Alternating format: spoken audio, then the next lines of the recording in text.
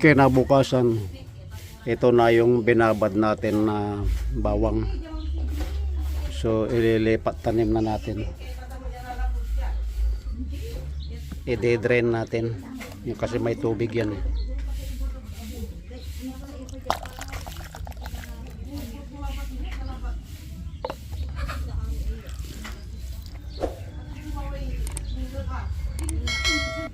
Ngayon titignan natin isa-isa kung ano na itsura niya.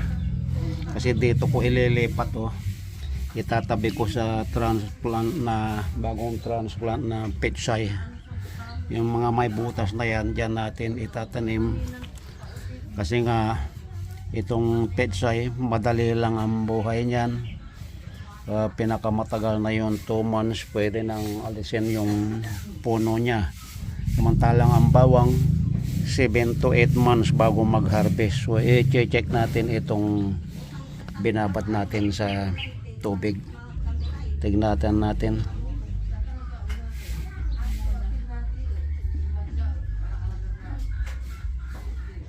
Wala pang ugat.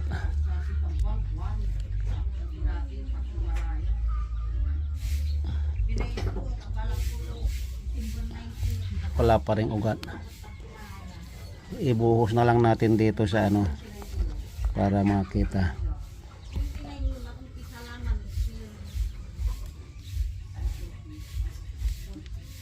Ito may ugat na lumalabas ilagay natin dito. So meaning tutubo na siya. Yan may lumalabas na ugat.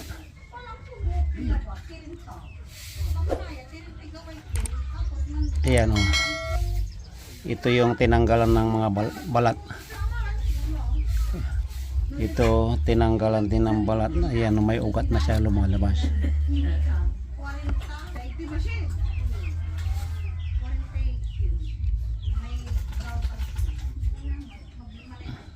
Ito maliliit pa. Pero ang usbong wala pa. Ito yung tinanggalan din ng balat may ugat na. So meaning mas maganda yung tatanggalan ng yung balang kalahati ng nakabalot na balat tatanggalin. So ita-transplant na natin mga kapatid. Ito yung may tubo. Yan. Huwag nating ibaon lahat kasi papatungan pa natin yan ng organic.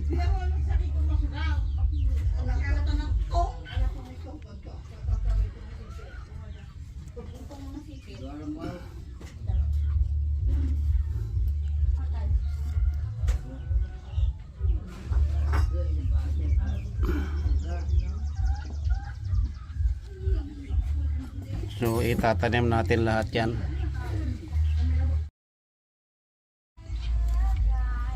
So ayan, naitanim na natin lahat. Didiligan natin ng tubig.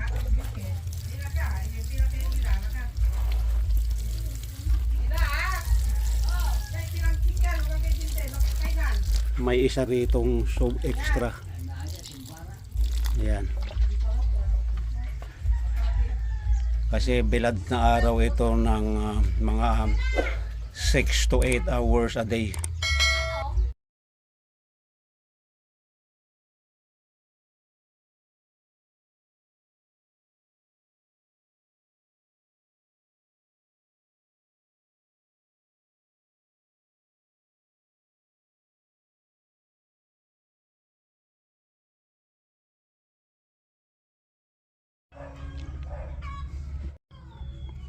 Ito na yung garlic or bawang na tinanim ko, bali eksaktong 2 weeks ngayon.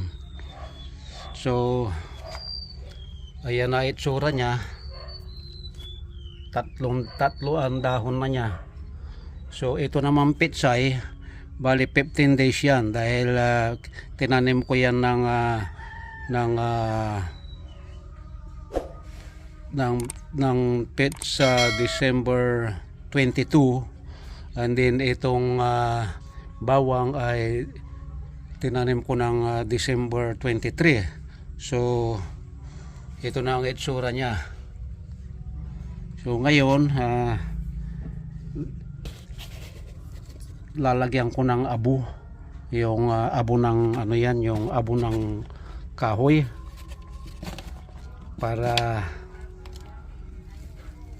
hindi dapuan ng ano, kasi ayaw ng mga insekto itong yung abo.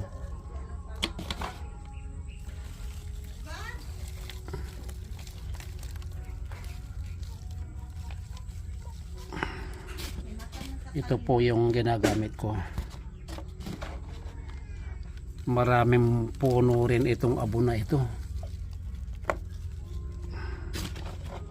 Maraming punong kahoy, ibig sabihin yung panggatong.